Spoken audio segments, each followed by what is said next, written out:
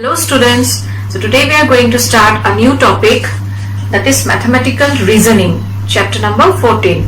So today we will discuss the definitions which are required in this chapter, and next day we will start the exercise. Okay, so you note down the definitions, these are important. It will be helpful when we start the exercise. Okay, so here we will deal with different kinds of statements, and you have to find it out whether the statements are true or false, and accordingly you have to say whether that statement is valid or not. Okay, so the first definition is: a mathematically acceptable statement is a sentence which is either true or false. So what kind of sentence will be mathematically acceptable? Okay, so those sentence will be mathematically acceptable which is either true or false.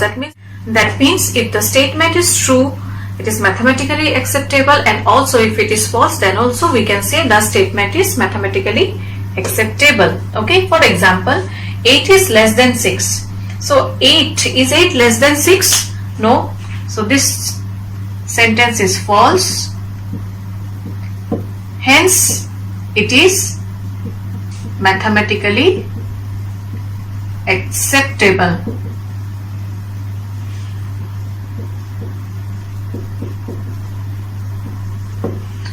Next is mathematics is difficult. Mathematics is difficult is not a mathematically acceptable statement. Why? Because for some students mathematics is difficult, and for some other it may be easier. So you cannot say that this statement is either true or false. Okay, definite answer we cannot say, and hence this is not a mathematically acceptable statement. Is it clear? Okay, you have to check whether the statement is true or false, and if you cannot say whether the statement is true or false, then that type of statement will not be mathematically acceptable. Okay, next we will discuss conditions which you will come across in statements. So what are they? The first one is negation of a statement. Now what is negation? Negation means denial of a statement. So if P is a statement, then negation of P is denoted by this. We write negation of P this way. Okay, for example, suppose P is a statement, the sum of 3 and 4 is 9. So negation of this will be what? The sum of 3 and 4 is not 9. This is simple. In English grammar you got, right? Next comes compound statement. Now what is a compound statement? A statement is a compound statement if it is made up of two or more smaller statements. So two or more smaller statements combined together will form what? A compound statement.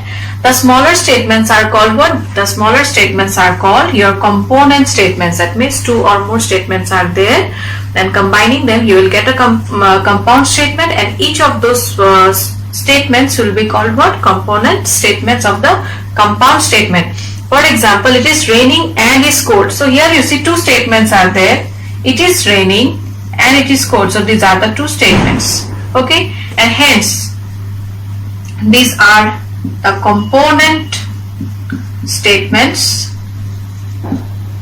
of the compound statement. It is raining and is cold. Achha, another thing you see here, both the component statements are connected by a word and hence and is the connecting word. So in a compound statement you may get connecting words like and, or, etc.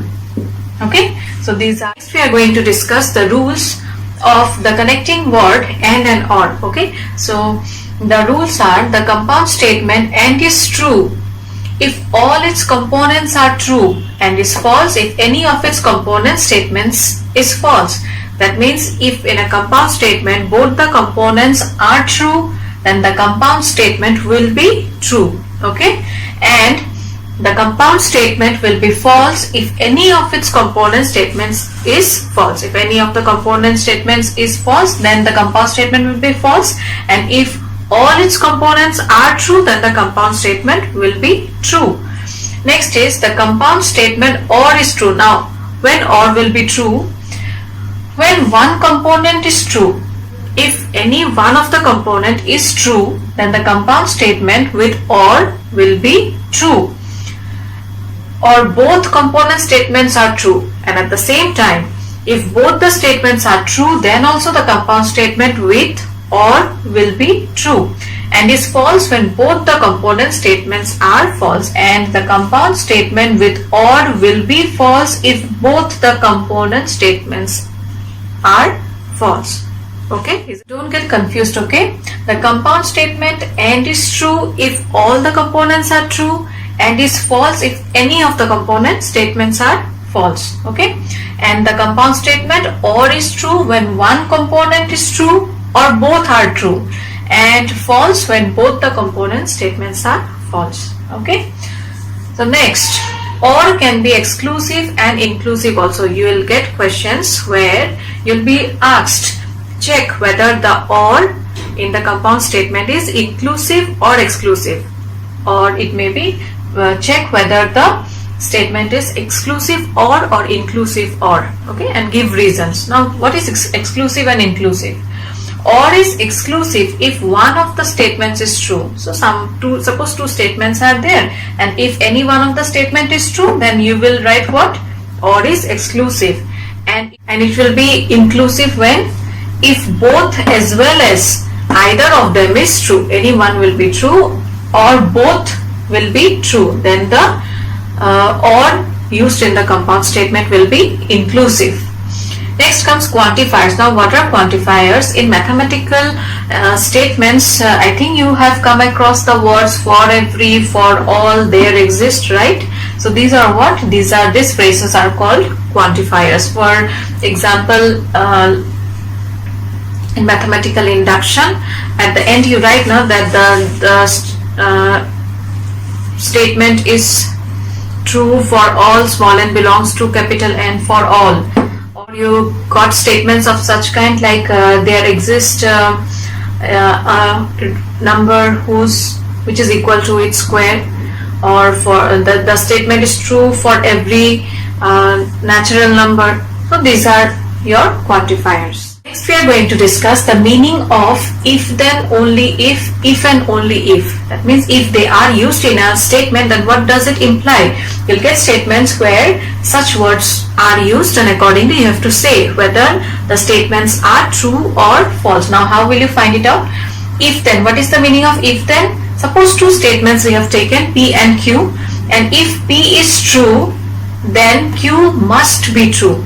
Okay, so the meaning of if then is if P is true, then Q must be true, and if P is false, then Q must be false. Next comes only if. Now what is the meaning of only if? P is true, the statement P will be true if Q is true. If you can show that Q is true, then only P is true. Next comes if and only if. Now what is the meaning of if and only if? P implies Q, that means from the statement P, if you can conclude that Q is true, and together at the same time if Q implies P, that means also from the second statement, that is Q, you can conclude that P is also true. Then we use if and only if. Okay, so if and only if means P implies Q together with Q implies P. So next we will discuss if in a statement if then is used, then in how many ways you can write the statement. Okay, so you will get questions where a statement will be given and you will be told to write the statement in different ways. So these are the ways mentioned here. They are P implies Q. That means if P then Q means P implies Q. From P you can conclude Q. P is a sufficient condition for Q. In order to prove Q to be true or false, P is a sufficient condition. Next, Q is a necessary condition for P. For P to be valid, Q is the necessary condition. P only if Q. P will be true or false if Q is true or false. And lastly, negation of Q implies negation of P. So next comes contrapositive and converse of a statement. Now what is contrapositive and converse? The contrapositive of a statement P implies Q is negation of Q implies negation of P. That means if you are given to show or write the contrapositive of a statement, then what will you do? You'll write the negation of Q implies negation of P. So that is called the contrapositive of a statement. Or sometimes you may be given to check the statement whether it is contrapositive, whether it is valid by contrapositive method or not. So in that case, what will you do? P implies Q. From P implies Q, you have to show negation of Q implies negation of P. Okay.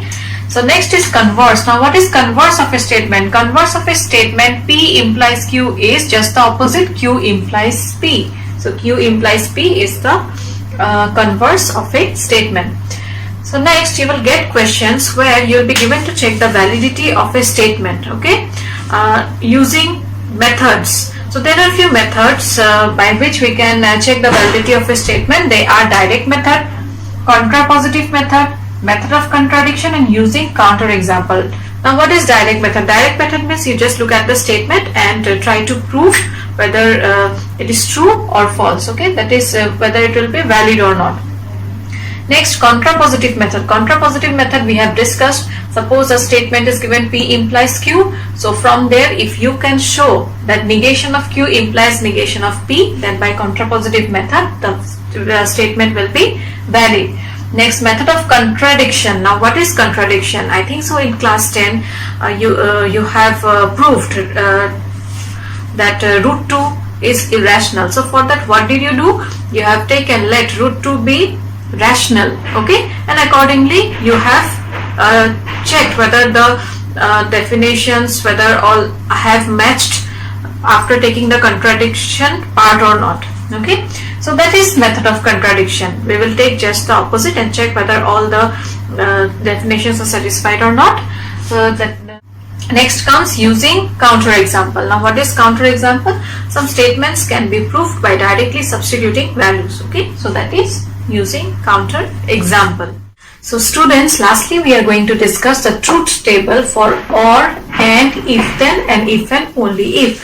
So in your exam you will get statements where you will be given to find the or of the statement, and of the statement, if then, and if and only if. So how will you find it out? You can take the help of this truth table while solving the questions, okay. So here P and Q are two statements, okay. So suppose the first statement is true and the second statement is also true, then in case of or, what will you get? True itself, okay. If any one of the statement is true, then or will be true in the definition I have given.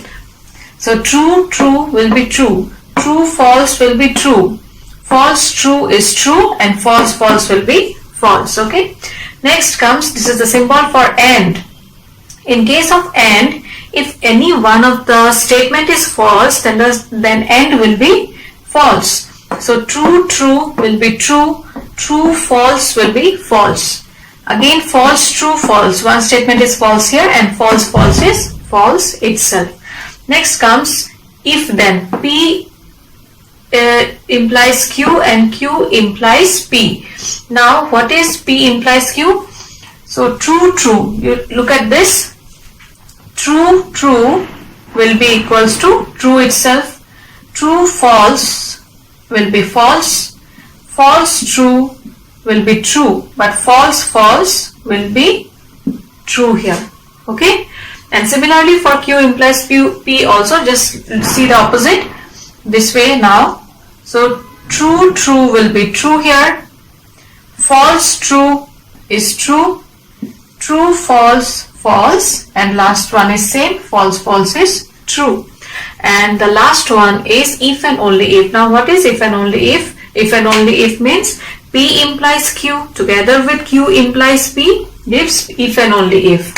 So P implies Q together with Q implies P gives if and only if. So true, true, true, false, true will be false. One statement is false here. True, false is false. One statement is false. True, true will be equals to true. Okay. So with this we have completed the theory part of this chapter. So next day we will start the exercise. Okay. So you go through the theory once, then it will be easier for you to understand when we start the exercise. Okay. So with this I end today's class. Thank you students. Take care.